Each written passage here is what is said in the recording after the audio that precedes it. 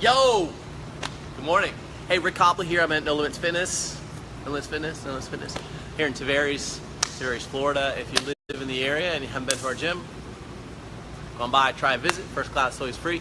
Let's share with you guys something today about an exercise. I'm going to kind of describe it and share with you why we do it. One of the things we do here at No Limits Fitness is called the kettlebell swing. We do a lot of kettlebell swings, and people are like, oh, more kettlebell swings, right? There's several reasons for that. Number one, first and foremost, is it's a tremendously beneficial exercise in many ways, which I'm going to talk about. It's a really, really beneficial exercise. It's also a really, really, really simple exercise, right? Very simple. It's going to help you gain strength from the middle and core, which I'm going to go over real quick here in a second. It's also going to help you by raising your metabolic conditioning. So you're going to keep your heart rate up. So you're going to shed body fat, and you're going to get fit, and you're going to get strong. And it's a tremendous posterior chain exercise. What does that mean? Well, posterior is the back. So it's really your pulling muscles, the muscles that we tend to neglect, right? Most people do go to the gym. What do? They do bench press and they do bicep curls. Maybe we might do some push-ups. We do a lot of pushing stuff. We don't pull as much. The pulling muscles are what's going to help you develop your back, right? A lot of us don't do that. So what happens as we grow older is that most people tend to, tell me if you've ever seen this, tend to start to round out. Everybody see older people that kind of like this, right? Well, the reason being is that their muscles in here are stronger than the muscles back there. So what the kettlebell swing is going to do, it's going to help those muscles back there to help you to get better posture. You're going to look better, right? Don't you think you look better if you're like this versus like this, right? So if we're like this, that's what's going to happen. We're not going to see our abs, right? We're all going to kind of blend in like this. But if we're tall and strong and our shoulders and back and we have great posture, we're going to see our abs more. We're going to feel better. We're going to look better. Our chins, we're going to be taller, right? Kettlebell swing is going to help you do all that, okay? So one of the things about the kettlebell swing that people, I don't want to say it's a myth because there's some truth based in there. One of the things people are afraid of is that they're going to get hurt doing a kettlebell swing. And that's an absolute fact that you can get hurt doing a kettlebell swing if you do it wrong. And I'm going to show you the right way here in a second. I've been hurt several times over the past 15 years or so in the gym, okay? And really, it's really only been a couple times I've actually been hurt, right? I've got some little tweaks and injuries here, but I have had some times where I've gotten hurt. And of the times I've gotten hurt, kettlebell swings have been to blame on two of those occasions. The first time I ever got hurt at the gym was a kettlebell swing, and the worst I've ever been hurt. As a matter of fact, I had a series of injuries that really all started from kettlebell swings. Now, the reason that I got hurt, number one, the first time was I was doing it wrong.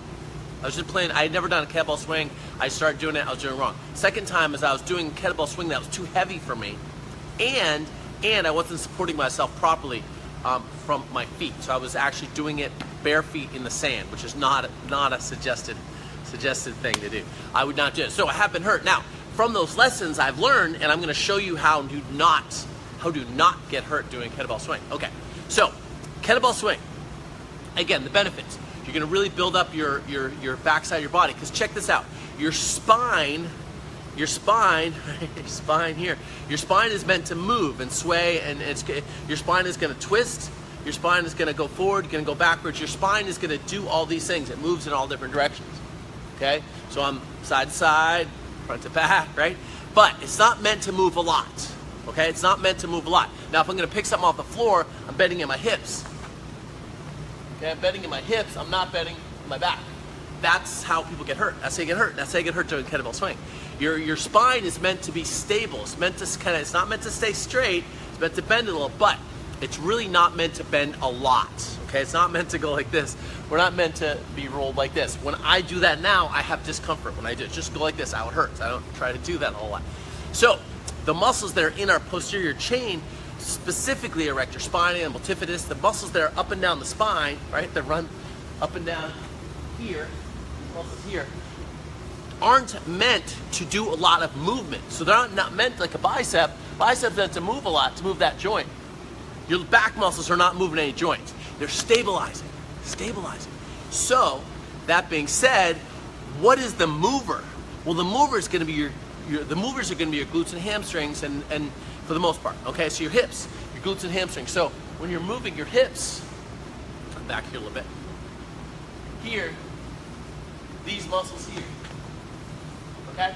Now, that being said, when you're doing a kettlebell swing, you don't do that. That's how I got hurt the first time, okay?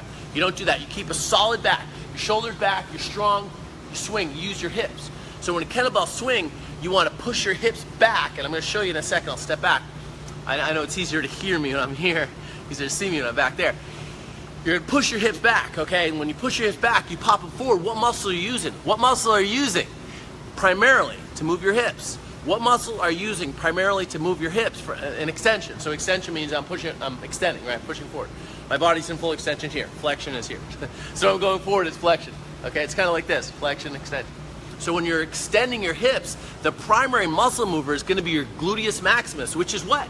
The biggest muscle in the body. So the biggest muscle is going to require the most calories, right? The most calories that so the biggest muscle, so the more calories you need to use, what's going to happen? Heart rate jams up. What's going to happen then? You're going to need calories, burn calories. You're going to get more fit because your heart rate's going up. Okay, hope that makes sense. So, kettlebell swing.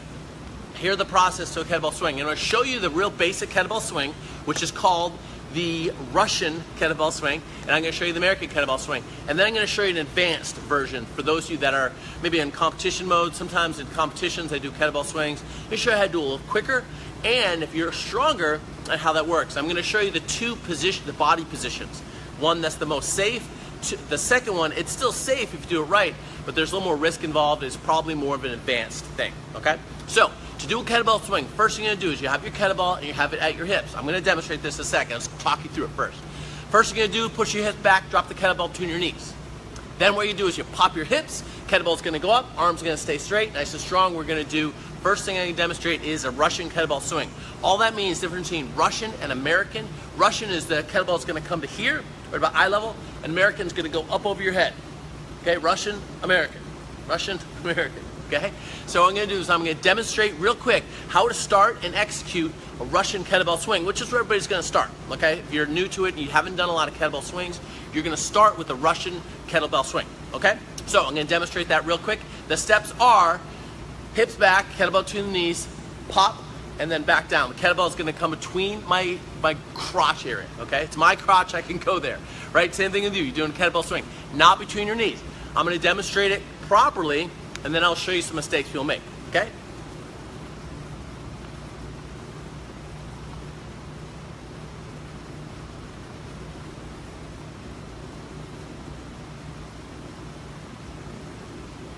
Okay, so that was a proper kettlebell swing. You saw me push my hips back. What else do you see? My shoulders are back and strong. My back was nice and flat. None of this.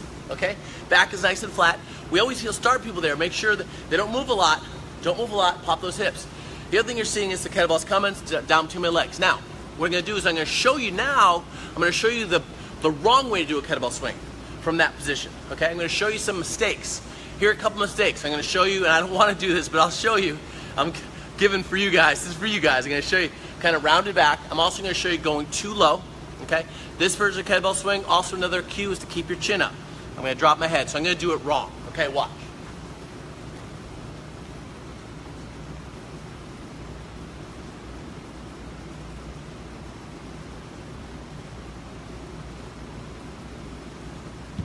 Okay? You see how I was rounding my back, going too low? A lot of times people want to go real low with the kettlebell.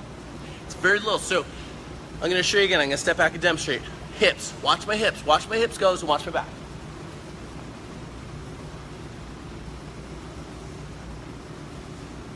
Okay? Nice and flat to the back. Strong hips. It's a pop. It's a pop. It's almost like throwing a baseball, you know, or shooting a jump shot, right? It's a pop. It's going to generate heart rate as well. The other part of that I want you to make sure to take note of is my knees. One of the things I love about the kettlebell swing, a lot of times when we're squatting, okay, we're not going to talk about squatting right now, but people squat, their knees drive in. Their knees drive in their squat. That's no good, right? We want our knees to go out. When we're kettlebell swing, we're driving down to your knees, so our knees automatically go out. That's pretty cool. Okay, so that's the basic kettlebell swing. I'm going to show you the basic kettlebell swing for American. Just going to go up a little higher. I'm going to get my head in between my arms. Here's the demonstration.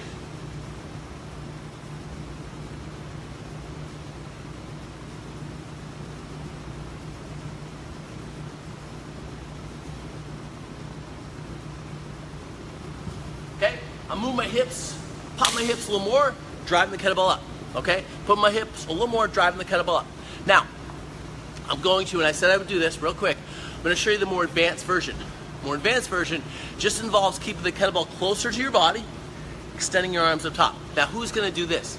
Someone that's more fit, more strong. So if you're someone that already does kettlebell swings and you wanna be a little more efficient with your kettlebell swings, maybe do more repetitions, or maybe you compete like in CrossFit and you wanna do more, that's cool too. Hey, I'm a competitor. I like to find out the way to do things the most efficiently and quickest so that I can get through the workout a little quicker. If this isn't where you are, that's fine, but I'm gonna show you real quick. Here's how you do it. When you drive your hips, your elbows bend and the kettlebell gets driven up your body and you press it out the top like that. I'll show you that real quick. This is the more advanced version. And then I'll show you one more position for the kettlebell swing and then we'll be done. Okay, so more advanced.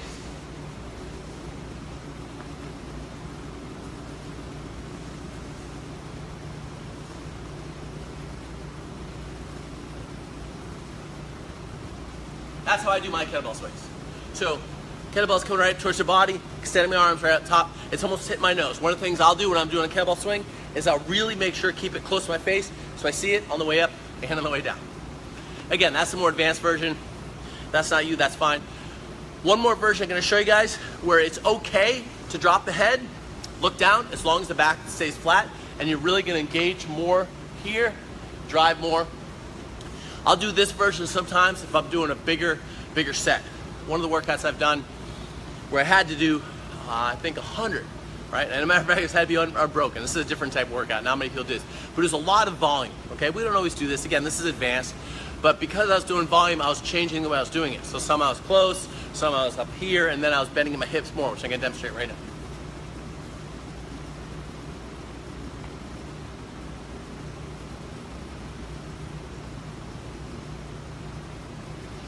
See the difference?